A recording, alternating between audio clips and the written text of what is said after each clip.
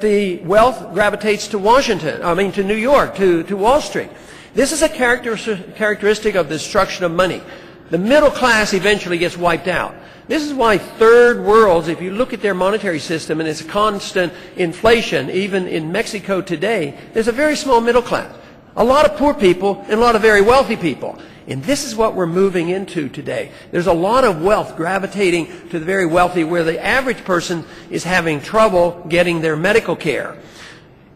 Before government got involved, prices were much better. But because we lost our faith that people would ever be taken care of, that there would be no more charity and no more church hospitals and no more places where you could get help if you weren't able to afford it, and said, well, we have to bail everybody out. All of a sudden, we're going to have everybody with shortage of medical care except the very wealthy. This is so crucial not only for those who are involved in alternative and preventative health measures, it is also for everybody in this country, because they can't, even if they get sick and need a doctor and they're injured and they can't find them because of the expense. And this is a reflection of a policy in Washington of overspending, over controls, and a monetary system that has led us astray. We also in this country have contributed a lot to our financial problem because of a foreign policy that we've had that I've talked a lot about. In foreign policy, we spend so much money overseas. We cause so much harm and problems, and yet we have, how many people are coming back from the war, the current war? We lost now over 4,000, matter of fact, it's over 5,000 if you talk about the men we've lost in Afghanistan. And all the civilians we've lost, led hundreds of thousands, some say even up to 1 million Iraqis have been killed. We have allowed depleted uranium to be planted all over the Middle East. We had people coming back from the first Persian Gulf War ill with Persian Gulf War syndrome. The government denied that even existed, and here it turned out to be a combination of various environmental factors plus immunization plus drugs that were given them. And finally we were able to get some help for our veterans. We've had the Agent Orange problem after Vietnam. Those individuals are coming back, and yet today they're really not being adequately cared for. So we want our men to go. We want them to fight, in most cases, I think, totally unnecessarily in wars that are undeclared and that we shouldn't be involved in. But what is the result? We end up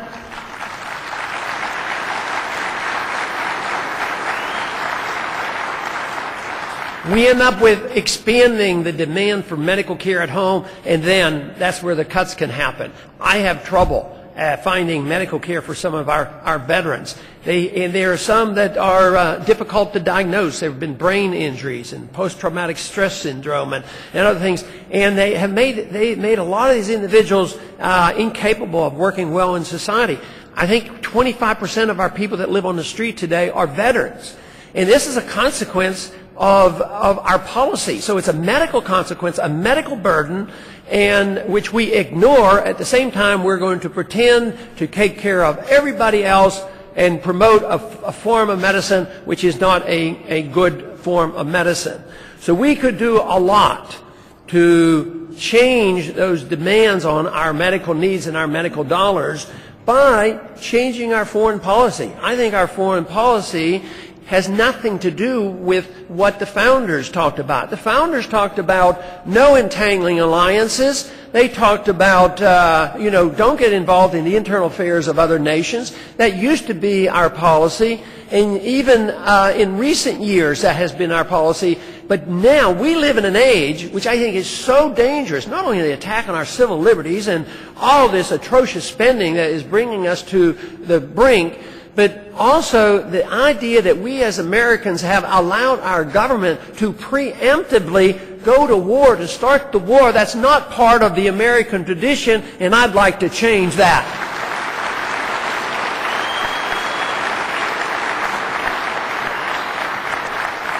You know, we have so many problems, and I talk about the problems, but I see an answer to these many problems that we have.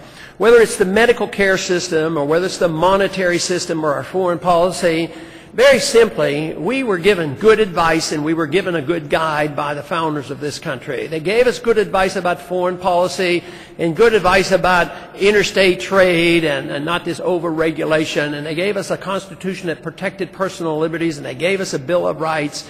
And we've ignored that and we've gotten into trouble.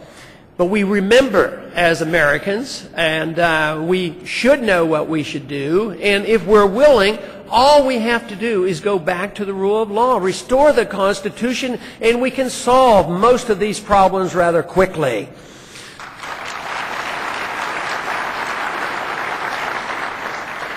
Those individuals who critique what I talk about and what the campaign talks about will say, well, they live on the fringe. They're radicals. And the answer to that is, I think the radicals have taken over the government. Why is it a radical idea to strictly obey the Constitution? Why is it radical to obey the Constitution on monetary policy, that you're not allowed to print money out of thin air, counterfeit money, and think it's going to maintain its value? And I don't think it's radical to think we could live without an income tax. That, to me, is a very modest, decent, reasonable approach. You know, if we have freedom of choice in our religious beliefs, and supposedly have freedom of choice in what we write and read, except for economic matters that they might not like, why can't we have total freedom of choice in what we do with our bodies? Instead of having the government regulate what we put into our bodies. They're not supposed to regulate what they put into our minds or into our souls, so we should apply that across the board. And this would answer so many questions. Freedom is a new idea. It has come to our country in a way never exposed to any other country. And we have benefited, and we're still benefiting by it. Except so much of our wealth and prosperity today is dependent on borrowed money. And inflation, the trust in the dollar, which is a false trust, and which is coming to an end because the dollar is going down in value. We have an attack on our currency. This is characteristic of the end stages of an empire, when we no longer can afford an empire around the world. It's happened numerous times over history. We're in 130 countries. We have 700 bases overseas. We can't afford it. The dollar's going down in value. We overspend it here at home. So we need a new direction, and the direction is picking up on the old trend. But it's not ancient. Tyranny, control, and dictatorship, that is what is old-fashioned. What is new and wonderful are the ideas of liberty. These ideas are what has made America great. This is why a group like yours here can really lead the charge, because you understand why freedom of choice is so important. Freedom of choice in medical care. Get the government out of the way. Don't let them direct the medical dollars. But at the same time, you see that principle in your area, you have to take that and apply that across the board for everybody. All economic sphere, all personal liberties have to be protected. That's what freedom is all about. That's what America is all about. And that is what can make America great once again. Thank you very much.